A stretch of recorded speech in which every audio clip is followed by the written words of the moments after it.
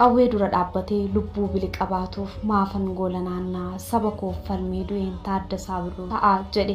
Uummanni Oromoos dhaloota kana keessaatii aartistoota jiran Hacaaluu Hundeessaatiin akka agartuu isaatiitti ittiin ilaala. Jechoonni Hacaaluu Hundeessaas laphee uummata Oromoo keessatti chaappeeffamee jira. Qabiinsa waltajjii isaatiin Oromoon goolee hundaarraa ija osoo libsatiin miidiyaalee irratti kan isa laalu aartiidhaan quuqqaa sabaa daangaa hanga daangaatti dhageessise. Walaloo yeedaloo sagalee isaa kilooleen wal simsiise. Akka misaa'elitti ittiin lolee lolchiseera. Diina Oromoo fi yaaddoo ta'e Hacee goota qaalii Oromoof jagna ture. Har'as uummanni Oromoo akka waan Haceen deebi'ee galuutti karra laalaa jira.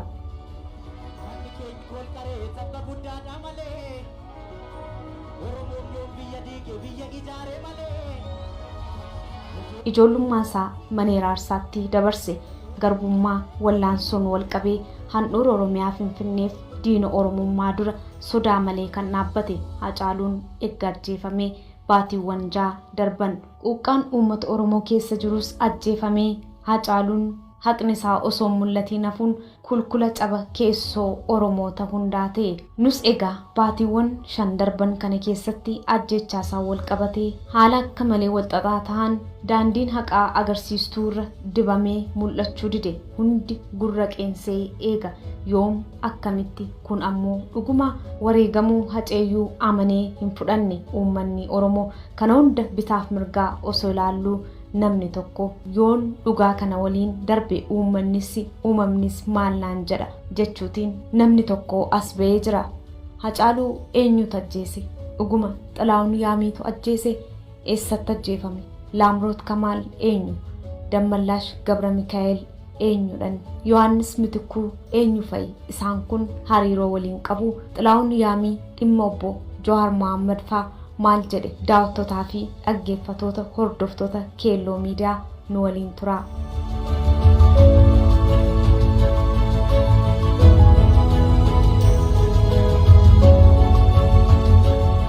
Xilaahun Yaamis mana gidiraa fi rakkoo hadhaa garbummaa jabeessitu mana hiraarsaadhaa asin jiraa jechuun sagalee isaa dhageessisee jira.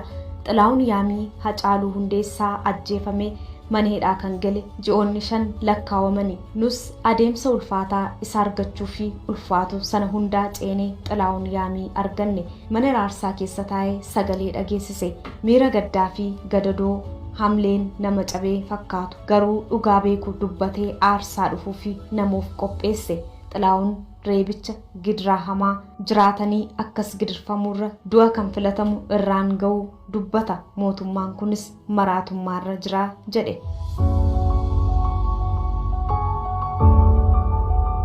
Ajjecha Hacaaluu adda bilisummaa Oromoo wajjin wal qabsiisuun maaliif barbaachise? Namni Xilaahun Yaamii jedhamu hoo eenyu? Iddoo ajjecha Hacaaluu sanatti wanti ta'e maali? Ajjechaan Hacaaluu fi Xilaahun Yaamii maaliif wal qabata? Adaanech Abeebee baatee Xilaahun Yaamii Hacaaluu akka ajjeese ragaa ofirratti ba'eera jette. Dhuguma Xilaahun Yaamii ragaa ofirratti ba'eera? ዋናው ተኳሽ በቁጥጥር ስር የዋለው አቶ xilaahun Yaamii የሚባል ነው። ሁለተኛው ከሱ ጋራ ተባባሪ የሆነው አቶ አብዲ አለማየሁ ነው። ሶስተኛው ከበደ ገመቹ ይባላል። ለምን እንዴት Hacaaluun መግደል እንዳስፈለገ ለምን እንደገደለ በገለጸበት ወቅት ተልኮውን የተቀበለው ከኦነግ ሸኔ እንደሆነ ሚዲያን ሞቱማ ከገባስት Xilaahun Yaamii Hacaaluu ajjeesuuሳ ረጋ በኤ ጅራ jedhee gabaase. Dhuguma Xilaahun Yaamii ragaa ba'eera? Yaalii ji'a 5 booda irra deebiidhaan yaalii hedduu goonee mana hidhaa seennee suursagalee yookaan viidiyoo Xilaahun Yaamii baasuu dandeenyeerra. Kanaan dura baay'ee na godhuu danda'u waan ta'eef kanaan duraan irree yeroo san mana cijimaatti yookaan ji'a 3 guutuu harkaaf miidhaan hidhanii akka namatti baasee tokko kan inni kan na godhatu jiru mana cijimaatti.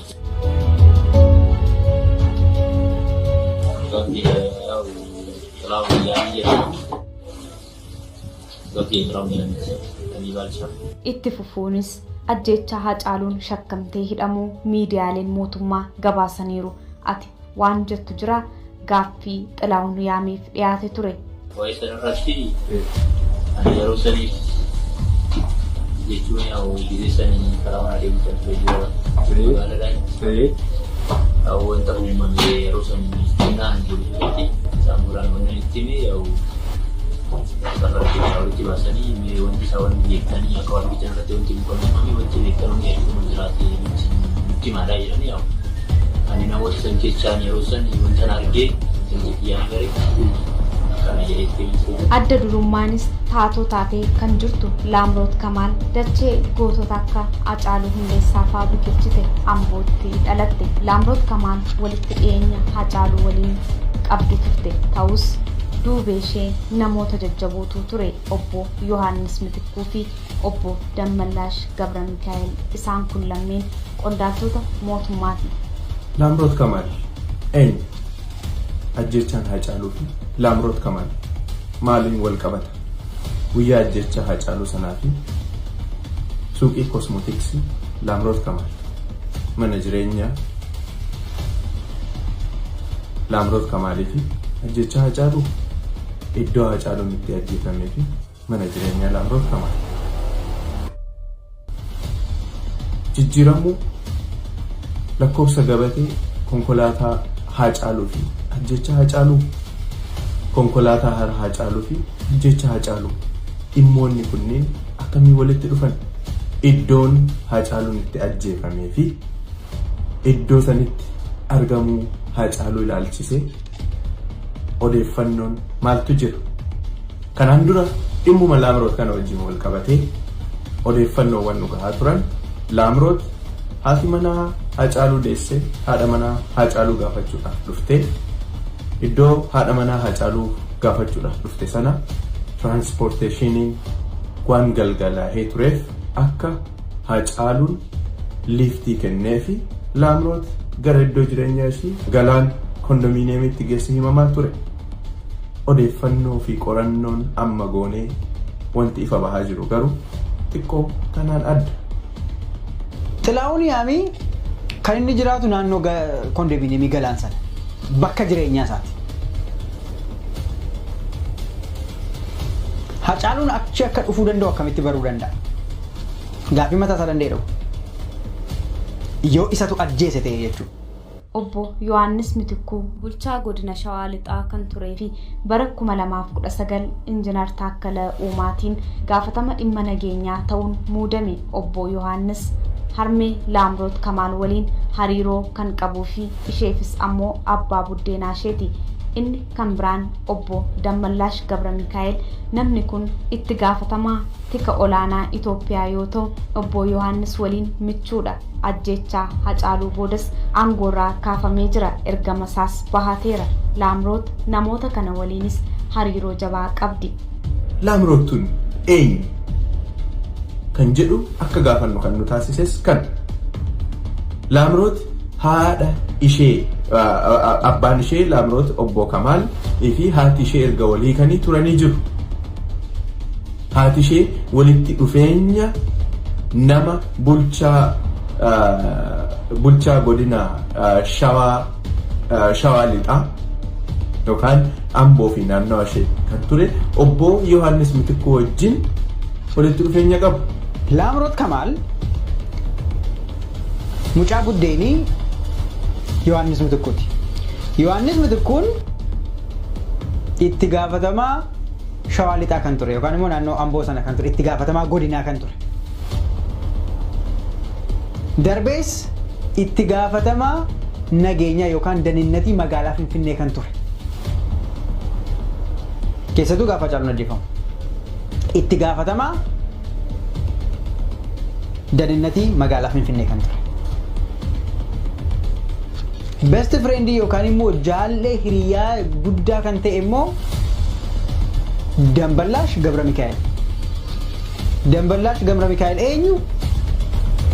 Itti gaafatamaa nageenya guutummaa Oromiyaa yookaan immoo daninnatii Itoophiyaa itti gaafatamaa kan ta'e hiriyaa muummicha ministeeraa kan ta'e. Haati ishee walitti dhufeenya qabaachuu isheetiin obbo Yohaannis Mitikkuu Laamrootiif abbaa biddeenaati jechuudha. Obbo Yohaannis Mitikkuu immoo kaabineewwan erga kantiibaa ta'e booda Taakkalaan aangeesse keessaa tokko obbo Yohaannis Mitikkuuti. Obbo Yohaannis Mitikkuu Taakkalaan aangoo nageenya Finfinnee isaaf kenne. Yookaan immoo bulchiinsaaf nageenya Finfinnee kan ture obbo Yohaannis Mitikkuudha jechuudha. Obbo Yohaannis Mitikkuu kun akka nama dhuunfaattis hiriyyummaan isaa kaabinoota Abiyyi namoota turan keessaa namni inni baay'ee itti dhiyaatu obbo Dammallaash Gabra Mikaa'el. Namni kun abbaa biddeenaa Laamroot. Akka odeeffannoo argannetti iddoo ajjeechaan Haacaaluu raawwatame sanas kan itti bilbilame hiriyoota Haacaaluu ture. Iddoo sanatti namoota dursanii argaman keessaa tokko obbo Yohaannis Mitikkuu akka ta'e odeeffannoo argannee jirra. Agarsiistuun hariiroo isheetis walgahii ODP bakkoota garaagaraa irrattis haalaan kan hirmaattudha. Mootummaa kanattis nama itti dhiyeenyaan jirtuu fi deeggartuu mootummichaadha. Egaa Laamroot Kamaaliin oolchuufis Xilaahun Yaamii himatamaa ta'eera. Qooda ishee isatti maxxansuun gidirfame. Xilaahun Yaamii Laamrootis Haacaaluun ajjeefamee booda achi buuteen ishee dhabame. Namni maqaa Laamroot lafaa kaaseen jiru namootaafis gaaffii guddaa ta'e. Baatii tokko boodas aadde Adaanech Abeebee VOA irratti waa'ee Laamroot Kamaal dubbatte. Xilaahun Yaamii fa'aa Haacaaluun ajjeefamee bulee isaa qabamanii yakka kanas akka raawwatan ta'utu miidiyaalee irratti dubbatamee ture. ዋናው ተኳሽ በቁጥጥር ስር የዋለው አቶ ጥላሁን ያሚ የሚባል ነው። ሁለተኛው ከሱ ጋራ ተባባሪ የሆነው አቶ አብዲ አለማየሁ ነው። ሶስተኛው ከበደ ገመቹ ይባላል። Kana qofaas miti Laamroot Kamaal mana hidhaa keessa taa'uudhaan feesbuukii isheerraa suuraawwan balleeffamaa turan. Inumaayyuu feesbuukii isheen fayyadamtu deaktiveet ta'ee ture. Ishee oolchuuf ilmaan Oromoo hedduu irrattis taappeellaan maxxanfameera. Kumootaan kan lakkaa'aman hidhaatti gidirfaman. Xilaahun Yaamiis carraadhuma kana qaqqabe. Rogeeyyiin miidiyaalee Oromoo fi aktiivistoonni uummata Oromoo kanarratti maal jedhu? Akka odeeffannoon Laamroot intalti jedhamtu Haacaaluu waliin konkolaataa keessa turte akka jedhameen Zaak Duubee Laamroot kun eenyu jechuun qorannoo gaggeessuu eegale. Mana hidhaa jirti, qabamtee guyyuma sana qabamtee mana hidhaa seentee jirti. Garuu odoo ishee mana hidhaa jirtu biyya sana keessa intarneetiin hin jiru. Haacaaluun akka wareegameen intarneetiin cufame. Isheen suuraa isheen qabdu keessa deemee ilaaluudhaan suuraalee tokko baase. Suuraa isheen ayyaana ODP kabajaa turte waan tokko baase. Garuma Laamroot kanatti ni deebi'a. Laamroot ajjechaan kun raawwatee wantoonni naannoo sanatti ta'an erga dhageenye booda odeeffannoo dhageenye keessaa tokko nama Laamroot jedhamtu wajjin turte kan jedhu dhageenye. Laamroot eenyu kan jedhu odeeffannoo adda addaa sassaabuu eegalle. Odeeffannoo sassaabne sana keessaa wanta nu ga'e keessaa akkaawuntiin feesbuukii Laamroot tokko ture. Laamroot akka dhageenyetti yeroodhuma sana humna tika mootummaa jala akka ooltee fi akka hidhamteedha. Garuu maqaan ishee warra mootummaatiin keessattuu yeroo sana abbaa alangaa waliigalaa federaalaa kan turte aadde Adaanech Abeebeen miidiyaa irratti kan ka'e ji'a tokko booda. Maqaan irra deddeebi'ee ka'aa ture kan ajjecha Haacaaluu wajjin wal qabsiisee Xilaahun Yaamii Abdiisaa namoota maqaan isaanii dhahaman 2 yookaan 3 ta'anidha. Maaliif Laamroot waan kana keessaa baasuun barbaachise? Maaliif maqaan Laamroot bifa adda addaatiin akka ajjechaa kana wajjin wal qabatee akka hin kaane barbaadame kan jedhu qorannaa dhimmoota irratti godhaa ture keessaa tokko. Laamroot Kamaal ergama ishee kan isheen fudhatte Yohaannis Mitikkuu yookaan abbaa buddeen isheerraa. Yohaannis Mitikkuun itti gaafatamaa nageenya magaalaa Finfinnee. Hiriyaa Dammallaash Gabra Mikaa'el jechuun immoo itti gaafatamaa daninnatii Itoophiyaa. viidiyoo booddeerra Xilaayee Yaamii irraa argitan keessaa deebii isaanii argattu jedheen abdadha.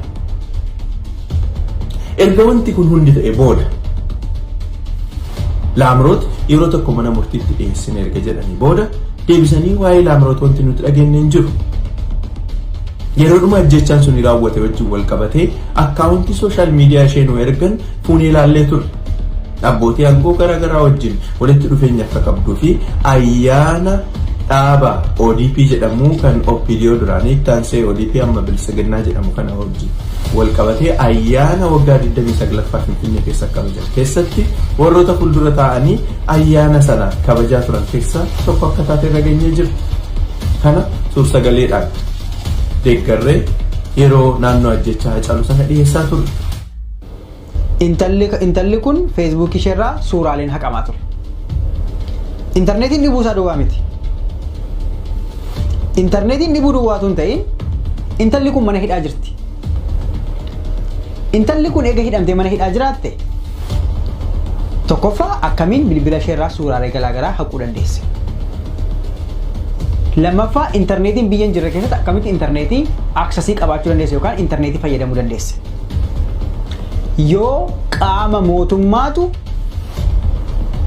bilbila ishee kana fuudhee suuraalee isheen ODP waliin qabdu diliitii godheef ta'e malee. Guyyaa ajjeefame sanas Hacaaluu Hundeessaa hoteela Ilillii Intarnaashinaalitti nama arguuf wal beellamee ture. Nama argachuu dhaqees quunnamee qarshii irraa fuudhee kallattiin gara Laamroot adeeme. Qeeraa jechuudha Finfinnee keessaa. Erga wal arganii boodas gara galaan kondominiyeemii gahan maaliif deeman kan jedhu deebiin isaa harka Laamroot qofaa jiraachuu dubbatu. Hacaaluun dhimma dhuunfaa isaatiif naannoo Ilillii ture. Sa'aa booda waaree booda irraa kaasee nama wayii wajjin wal arguudhaaf Ililliitti wal beellame. Ilillii irraa nama sana wajjin wal argee maallaqa wayii irraa fuudhee Ilillii irraa directly kan deeme gara Laamroot. Laamroot iddoon daldala ishee Qeeraatti argama. Qeeraarraa mana kosmootiksii yookaan mana meeshaalee bareedinaa dhiiraa fi intalaa Laamroot kan jedhu kan dookumentarii kanarratti viidiyoodhaan argitan Qeeraarraa qabdi. Qeeraarraa manni jireenyaa ishee Maabiraat Hayileedha. Maabiraat Hayilee fi Qeeraan namoonni Finfinnee beekan hedduun keessan ni beektu. Baay'ee walitti dhihoodha. Iddoon ajjechaan Hacaaluutti raawwatee fi iddoon mana jireenyaa Laamroot totally garaagara.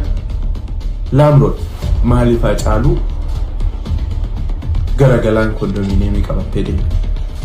Gara mana kootti galaa osoon jiru konkolaataan adiin darbe. Sanaa booda konkolaataa gurraachi piikaappiin tokko dhufee na bira darbe. Konkolaataa adii sanatti karaa cufame. Namoonni lamas konkolaaticha keessaa bu'anii konkolaataa adii sana balbala lamaan bananii itti fufeesi sagaleen rasaasaa dhaga'ame.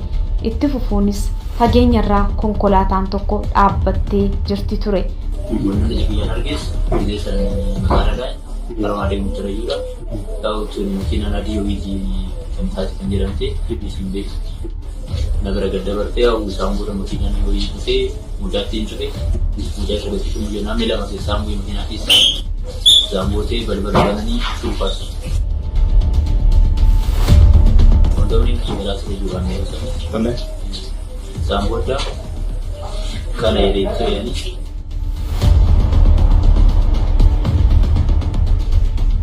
Konkolaataa fi kaartii gurraacha walitti. Kaartii gurraacha walitti. Kana ture.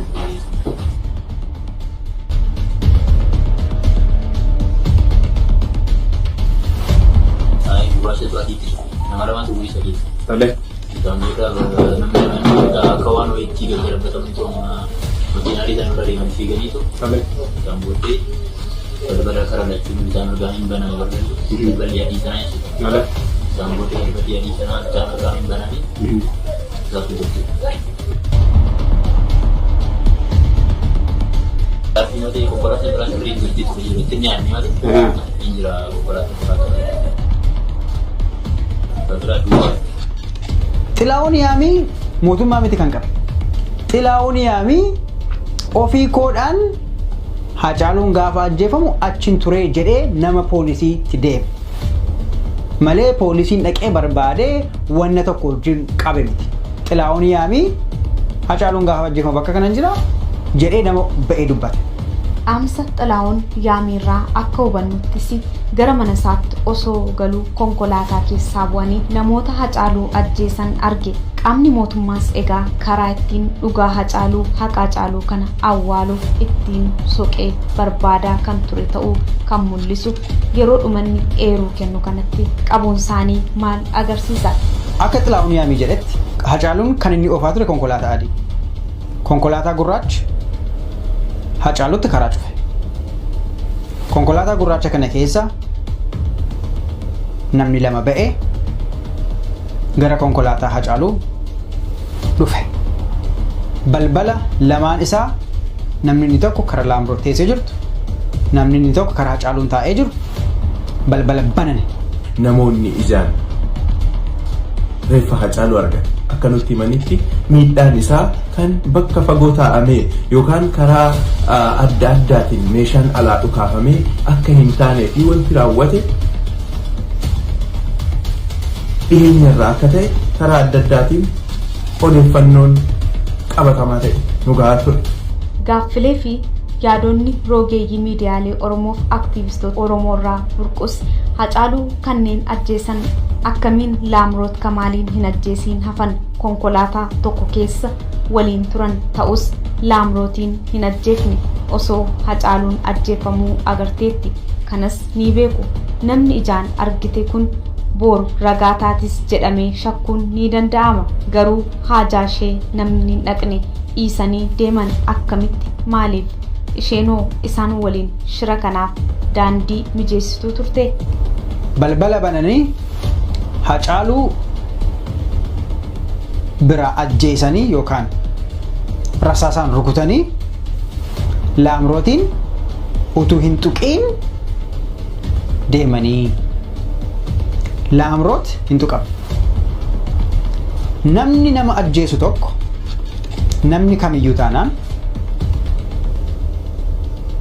nama utuuti ajjeestu namni bira taa'ee si ilaalaa jira taanaan maaliif nama si ilaalaa jiru sana dhiistee deemta? Nama ajjeesaa jirta, namni bira taa'ee jira, lamaan isaanii ajjeesuu dandeessa, garuu Hacaaluu duwwaa bira ajjeesee deema. Maaliif? Laamroot maaliif hin ajjeefamiin hafte? Gaaffii mataa isaa danda'e. Laamroot yeroo tokko mana murtiitti dhiyeessine erga jedhanii booda deebisanii waa'ee Laamroot wanti nuti dhageenye hin jiru. ሃጫሉ ሁንዴሳ ሲገደል አብራው የነበረችው ላምሮት ከማል ዛሬ ለአራተኛ ጊዜ ፍርድ ቤት ቀርባለች። erga namni ajjecha nama profaayilii guddaa qabu kana wajjin wal qabatee mana hidhaatti jiru yeroo sana bahee akkaawuntii feesbuukii isaa deaktiveet godhe jennee dubbachuudhaaf baay'ee nama rakkisa. Akkuma isiniin jedhe namni mucayyoo sana wajjin walitti dhiyaatu abbaan buddeenaa ishee obbo Yohaannis Mitikuu immoo hiriyyaa bara dheeraa kan obbo Dammallaash Gabramii ta'e. Wantoonni kun hundi shakkii adda addaa kan nama keessatti uuman ta'ee waan argineef qorannoo keenya ji'oota 5-6 darbaniif gochaa turreen waan adda addaa dhageenye jira. Waan adda addaa dhaga'uudhaaf deemna. Laamroot iddoo ajjecha sanatti argamte walitti dhufeenya Xilaayyaamii wajjin ni qabdi. Xilaayyaamii fi Laamroot wal qabsiisee qaamonni mootummaa maal jedhanii turan? Laamroot mana murtii deemtee waa'ee Xilaayyaamii maal jettee turte? Mootummaanis Xilaa'uun Yaamii hidhee maaliif akka Jawaar faa obbo Baqqala Garbaa faa irratti akka ragaan bahamuuf barbaade? Jawaar Mahammadii fi obbo Baqqalan badii tokko malee gadda obboleessa isaanii ibsachuuf bahanii mana hiraarsaatti gidirfaman. Kunis maaliif kan inni ta'uu danda'e? Hamma irraattis ajjechaa Hacaaluuf murtiin osoo hin darbiin maaliif ture? Maaliif dhugaa dhiiga Hacaaluu dhoksan? Fedhiin isaan qaban maal ture? Yaa'u bakka baay'ee muddamanii makiinaa tolfatanii tuma deemu bakka makiina isaaniis illee keessatti baay'ee muddamee ture. feetu di makin itu. Ya ini dia bukan yang kerja. Jadi main.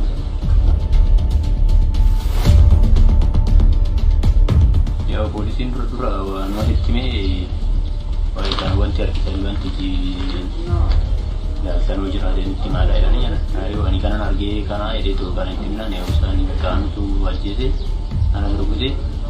Anak aku turun dari jual termacu ada kan air jadi juga dulu ya nih jual mama ada berkala ya pak baik termacu ayana aja orang santung erti tu kumpulan dalam itu bersih nak ini kumpulan tanah tegar di mana kan akhir itu jadi di sini ada kisah orang ada sejarah sirgana kasih sih ini nama berarti anjurannya aku kan dari bani bayi dari bisa gudang lagi. Ya mati ki jangan rumah kau ini turun ada tiar boleh wakil kawan itu turun karena turun berarti. Ya bukan apa kayak sana deh kalau tiar mati dalam orang masalah mati tiar ada betulan dia tak. Dan ini apa kau nomor batas ni hinjarannya dia. Ya mana mungkin ada ni anu mana biar kungkap buat ni karena negara anu nomor berikan anu biar kumainya nanti. Sendu ke cimari fakar masjid tirannya nanti gende biar muda orangnya marah turun ni. Sambut mari kan musinjen menjadi nanjena ni sambut dari nak nisani bekari jam muda rangga sudah kepian ini sambut batan nisani tahu ibu dia jadi makasih karaa dhugaan dhokotu soqaa turan Xilaahun Yaamii qabuun anatu ajjeese jedhame Jawaarii fi Koloneel Gammachuu xiyyeeffannoo mootummaan irratti taasifatee ture keessaa isaan tokko turan. Isaan irrattis ragaa akka inni ba'uu fi gaafatamee ture. Maaliif mootummaan Xilaahun Yaamiitti maxxansuu barbaade? Iddoo ajjecha Hacaaluutti raawwate kana wajjin wal qabsiisee wantoota ka'aa turan keessaa fi ajjecha Hacaaluutti wal qabsiisee mootummaan ibsa guyyaadhuma galgaluma ajjechaan Hacaaluu sun raawwate galgala sanirraa kaasee hanga ganamaatti ibsa mootummaan baasaa ture keessaa qorannoon tokko osoo hin taasifaminii fi iddoo yakkaa sanitti waan ture osoo waan tokko hin qoratamin ajjecha Hacaaluu adda bilisummaa Oromoo wajjin wal qabsiisuudhaaf yaalan. Adda bilisummaa Oromoo wajjin wal qabsiisuudhaaf yaalamuu irra darbameeti akka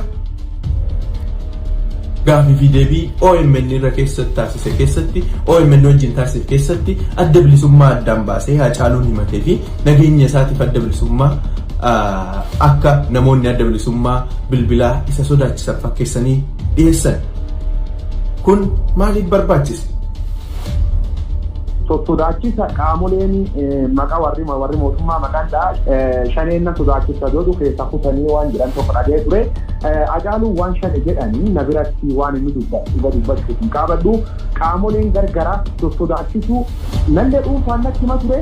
Nayyuu akka dhuunfaatti dhufee na gorsa ture. Atis miidiyaa gubbaa fi hirgoota wallee iddoon sirraa qabuu dandeetti. Reeffi Hacaaluu gara hospitaala Phaawulositti geeffame achittis du'uunsaa mirkanaa'e. Akkuma ammaan dura namni yoo ajjeefamu qorannoon taasifamuuf gootni Oromoo Hacaaluun garuu qorannoon osoo hin taasifaminiif wareegamee sa'aatii 4 gidduutti reeffisaa gara Amboo akka deemuuf murtaa'e.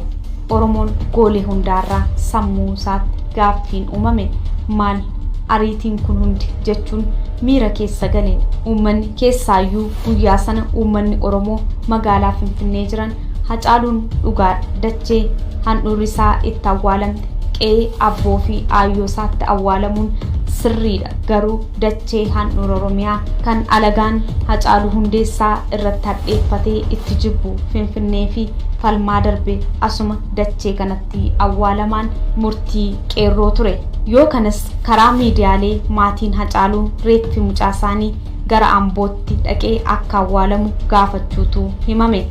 Hacaaluun egaa wareegamee hospitaala turee hospitaala keessaa galgala ajjeefamee galgala wareegamee ganama akka Ambootti deemuuf mootummaan haala aanjessuutti ka'e. Hacaaluun akka Ambootti awwaalamu kan murteesse abbaa isaatii kan jedhu miidiyaadhaan dubbatameera. Wanni sun dhugaadha. Hacaaluun Ambootti akka awwaalamu kan murteesse maatii Hacaaluudha. Abbaa Hacaaluu, haadha manaa Hacaaluu maatiitu murteesse. Inni kun dhugaadha. Haa ta'uyyuu malee Haacaaluun wareegame guyyaa 2-3 Finfinnee keessa ture. Namni kabajaa laachuu fi danda'u laatee fi gaafa guyyaan awwaalchaa ga'u gara Ambootti geeffamuu danda'u mootummaan atattamaan ganama subii gara Ambootti reeffa akka geeffamuuf karaa eegalan. Abbaan Hacaaluu obbo Hundeessaa Boonsaas afaan isaaniin kana dubbataniiru. Ta'us akka artistii Oromoo, akka qabsaa'aa Oromootti, akka goota Oromootti reeffi Hacaaluu guyyoota murtaa'eef Finfinneetti kabajaan kennamuufii qabu argatee kan naannoo Finfinneetti argamanis achitti walga'ee guyyaan awwaalchaa yoo ga'u kabajaan gara Ambootti gaggeeffamuu hin danda'u ture. Maaliifis mootummaan jarjarsuu kana hundaan reeffi Hacaaluu Finfinneedhaa ba'ee akka deemuuf konkolaataa fi humna nageenyaa ramade dhugaadhumatti aantummaa isaanii agarsiisuu fi uummanni Oromoo Hacaaluun goota Finfinneen handhuura Oromiyaati jedhee geeraraa ture. Finfinnee keessaa baasne hin awwaallu. Hacaaluun takkaa du'e lammaffaan ajjeesnu jechuun qeerroon dide. Kun dhugaa hin haalamne. Bakka hundarraatii wanti dhaga'amaa ture. Nutis biyya kana teenye miidiyaa irra baanee dubbachaa ture kallattiidhaan gaafa Hacaaluun reeffi Hacaaluu gaggeeffamaa ture. Wanti nama hunda aarse akkamitti reeffi Hacaaluu Finfinnee keessaa ba'a. Inni kun murtii maatiiti, homaa tokko gochuu hin danda'amu. Qeerroon garuu kana fudhachuu hin dandeenye. Kanaaf iddoo garaagaraatti reeffa Hacaaluutti karaa cufuun tureera. Gama biraan qeerroon Oromoos mufatee mormuun daandii cufeera. Qeerroon gaaffiiwwan kana hunda karaa hundaatiin dhageessisan xiqqaaf guddaan wal gaafate. Akkamiin gootni keenya afaan diinaa duratti Finfinnee falmatee lafa irratti wareegame lafatti falmate dachee Oromoo irratti maaliif hin awwaalamne? Guutummaa Oromiyaa keessattis kun mormii kaase. Dirqiitiin reeffi Hacaaluu fuudhamee daandii eegalee jira. Reeffi Hacaaluus buraayyuu darbee qeerroon sagalee gurguddaan Hacaaluu lama ajjeesaa jirtu alagaan nutti kolfisiistan. Gama biraan Hacee ariitiitiin Finfinnee keessaa baasuun Finfinneen kan Oromoo miti ergaa jedhu dabarsaa jirtu jechuun iyyanii daandiis cufan. Jawaariinis qeerroon har'a kun sin ilaallatu nun dhorkiin jechuun yaalii Jawaar qeerroo tasgabbeessuuf taasise didan. Yeroo kana ture egaa kantiibaan yeroosii Injiinar Taakkala Uumaa reeffi Hacaaluu gara galma giddugala Oromootti akka deebi'u kan ajajan. Sana booda reeffi Hacaaluu gara giddugala aadaa Oromootti geeffame jechuudha. Giddugala aadaa Oromootti gaggeeffameen booda Taakkalaan Jawaar fa'aa bilbilee kottaa hin mari'annaa gara waajjira biltsiginnaa damee Oromiyaatti kottaa dur ODP Oromiyaa yookaan waajjira OPDO Oromiyaa jedhamee bakka beekamutti Jawaariin waamee jechuudha fi obbo Baqqalaa Garbaa waame. Isaan mariif gaafa isaan deeman jala miliqanii ba'anii eegdonni Jawaar hidhannoo keessan hiikkadhaa jedhaman. Akkuma baratame dubbatanii waadaa seenan haaluun kan beekaman murni biltsiginnaa Taakkala Uumaa fi Shimallis ofii jalaa miliquun gaardii riippaabilikaanii kan ta'an itti waaman. Taatee kanas namni yeroo sana riippaabilik gaardii keessa ture haala yeroo sanaas yoo ibsu akkas jedha. Kan nu erge Abiyyi Ahimedidha. Ergamni keenyas humna qabdan fayyadamaatii jeequmsa kaasaa eegdota Jawaar hidhannoo hiiksisaa yoo didan immoo hunda isaanii achumatti rashanaa kan jedhu ta'uu hima.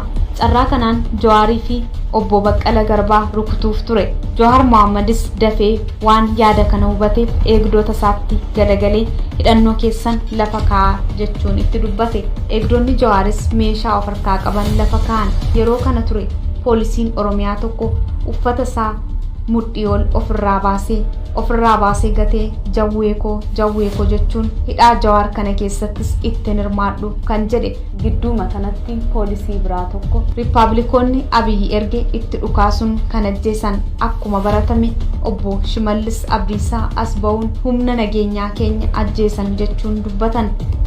Qaama nageenya irratti kan fudhatanii waajjira badhaadhina Oromiyaa keessatti humni nageenya keenyas lubbuu isaa darbee jira. Hidhannoo isaanii akka isaan hiikkatan kan isaan gaafataman Republican Guardiitiin. Republican Guardiin kan inni ergame eegdonni Jawaar gaafa eegdonni Jawaar hidhannoo hiikkadhaa gaafa isin jettan hin hiikkatanii akka amala isaanii. Waan gootan godhaatii hokkara kaasaati achitti hunda isaanii hooggantoota Oromoo rafarrafa jecha itti fayyadaman, ajajaan isaanii itti fayyadaman. Rafarrafa yookaan hojii sana achumatti xumuraatii deebi'an. Kana jechuun Jawaariin ajjeesaa, Obbo Baqqalaa ajjeesaa kan jedhamee jiru. Kun miseensa Republican Guardii bakka sana ture tu akkas jedhe. Laga guyyaa sana waan ta'e inni achuma ofiicha ministeerarraa nuuf kenname qaxxituma lafa isaan jiran deemtanii ijoolleen duras laal dhugaa Jawaar Isaa deemaa jedhamte iddanii turanii mira saniif amma masaaraa keessan kaa'aa yoo jedhan ijoolleen kun hin teessuu saniifuu waama ta'e uumaatiin hoggaa isaan didan hoggaa sabantaniif Jawaaraa oddoo isaan jiranitti achuma lafa isaan jiranitti waan ta'e gootaniin rafarrafaa jedhamee tajaajilni kenname akkasiin deemnee jechuudha. Hoggaan achi ga'e makalakaan achi ga'eera an miseensa Republican Guardiitti siin jedheera. Ijoolleen poolisii Oromiyaa kan dallaasan hedduus achuma turte hoggaan achi ga'e hunduu marsanii jiran jechuudha. Ijoolleen masaaraa keessan lafa gaa hoggaa jiran ijoolleen akkuma jedhamte lafa keessa jechuudha. Hoggaa isaan masaaraa gaa ijoolleen masaaraa keessa nuyi akkam goonee jara kana kun ijoolleen masaaraa keessa Jawaar faan to'ataman san booda isaanuma waliin deemnee jechuudha. Wanti akeekan sun utuu hin ta'in hafee inni ammoo Jawaar faan qabamuun isaaniis waan tokko ta'e jechuudha. Kun kan jedhame miseensa Ripaabilikaanii guyyaa sana hojiirra ture Jawaar fa'aa ajjeesuudhaaf ergame akkas jedhee dubbate. Namni kana jedhe miseensa Ripaabilikaanii kan ture ka Jawaar fa'aa ajjeesuudhaaf ergame kan akkas jedhe. Garuu wanni isaan yaadan akka isaan yaadanitti deemuu hin dandeenye. Eegdonni Jawaar hidhannoo keessan hiikkadhaa akka jedhamaniin Jawaar atattamaan eegdota isaa akka isaan hidhannoo isaanii hiikkatan ajaje. Kun akka isaan waan isaan yaadan hin gooneef isaan danqee jechuudha. Jawaar fa'aa eega hidhamanii booda poolisiin Oromiyaa Jawaar hidhamuu isaatti gadde uffata ofirraa baasee iyyaa jawwee koo jechaa mana keessa ka'e.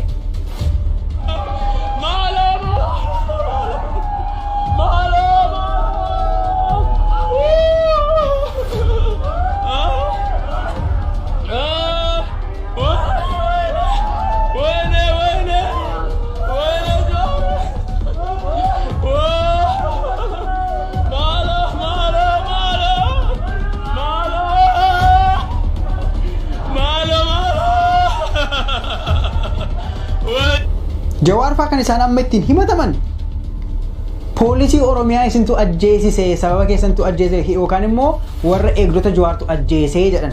Eegdonni Jawaar eega hidhamanii Jawaar fa'aa Obbo Baqqalaa fa'aa eega hidhamanii konkolaataa keessa seenanii booda mucaan kun ajjeefame.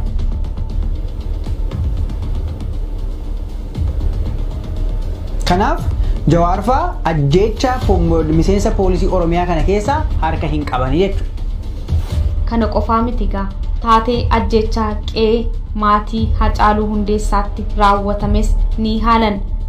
Ergaan gaggeeffame booda guyyaa kaleessaa humni shanee hidhatee socho'uu fi TPLF waliin ta'uudhaan magaalaa Amboo boombii fi meeshaadhaan deeggaramuudhaan haleellaa gaggeessanii mana maatii irratti haleellaa gaggeessanii eessumaa Haacaaluu ajjeesanii qaama nageenyaa keenya hedduus ajjeesanii kaan miidhanii jiru. Dhugaan yeroof ukkaamamus viidiyoon qaamni mootummaa uummatatti dhukaasu argamee uummanni safuu dhugaaf jedhee hunduu raajeeffate.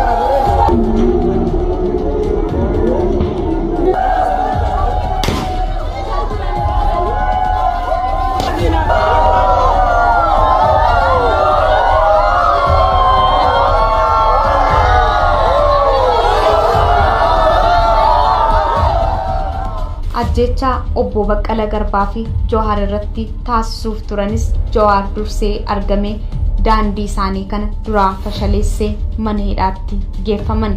Mana hidhaa geeffaman iyyuu malee mata dhukkubbiin biraa ammoo maaliin himata irratti bannu kan jedhu ture obbo Baqqala Garbaa fi Johaar Mohammad irratti. Kana hunda yoo ilaallume eenyu kan qaalii Oromoo, goota Oromoo, qabsaa'aa Oromoo fi weellisaa weelluu isaatiin qabsoo Oromoo finiinsuu keessatti gahee guddaa ba'e Haacaaluu jabaa gaafa roorroon hammaate sabaaf sagalee ta'e nu dhabsiise kun eenyu?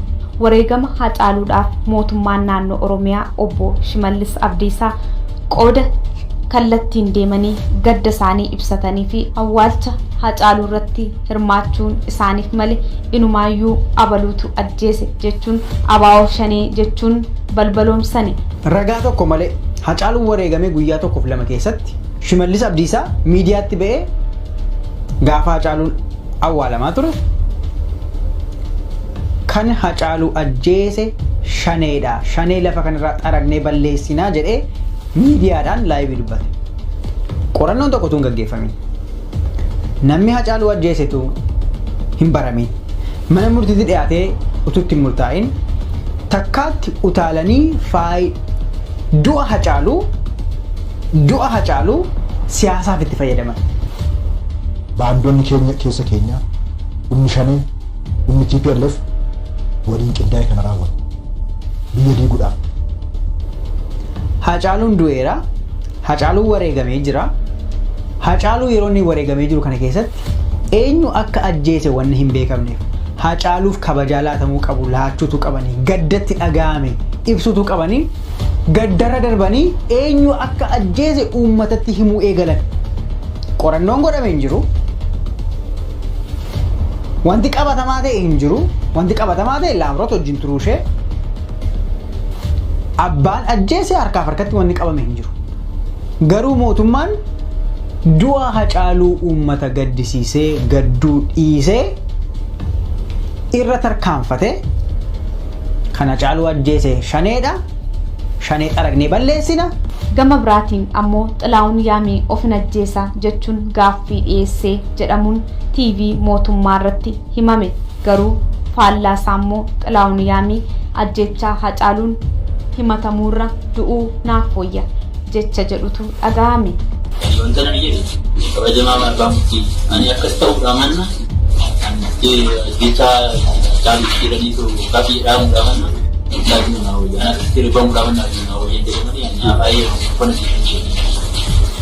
Sinitti himnee turre ofin ajjeesa jedhee dubbatee ture jedhanii uummata amansiisuuf.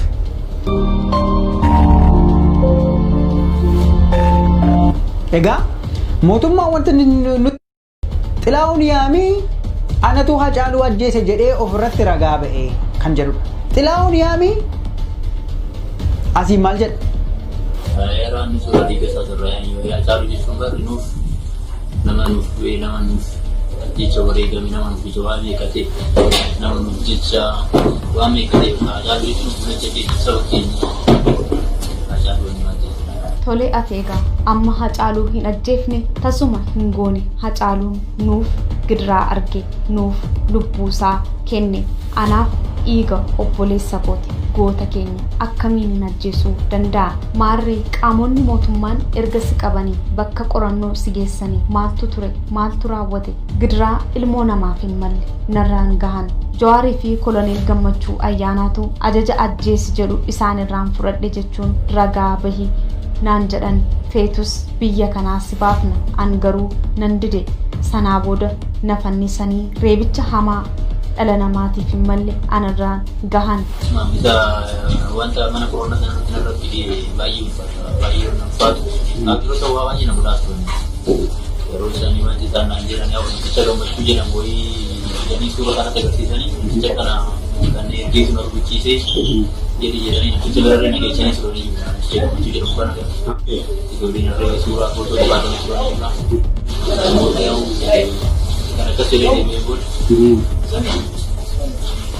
erga akkasii deebi'een booda yaa'u jecha Jawaarii waliin Gammachuun kan dhufeetu sinaaf kennanii Jawaarii isaa ergee jedhanii dubbatu si baanas ergina jedhaniitu akka isaan jedhanii ture jechuudha haalli sana jennaan baay'ee na reebanii bakka na fannisanii sigiidhaan baay'ee na garafatan baay'ee na godhatanii akka Jamarraa mootummaan akka kootiitti kan jiree ilaalu nama sammuu qabu miti kan jechisiin mootummaan. Ansa inni qabu ani jechuun kan Xilaahun Yaamii ani dhiigaa Hacaaluu turraa ni jira. Dhiigaa Hacaaluu turraa ni jira. Dhiigaa Hacaaluu warri isaa turreessee sabni Oromoo turreessee dhiiga isaa barbaadata. Ani kun yeroo sana qofa. Waan ani itti dabalu yaa'u mootummaan kun Bukan anak miti ajar baju najisi, anak ini najis wan dendau. Karena bulan dua kali nak bulan dua nanti, karena bulan ini jarosan, mana sejenak kaji asal butuh harta mina dengan ini. Akan nama ti basi token ini, karena bulan itu mana sejenak.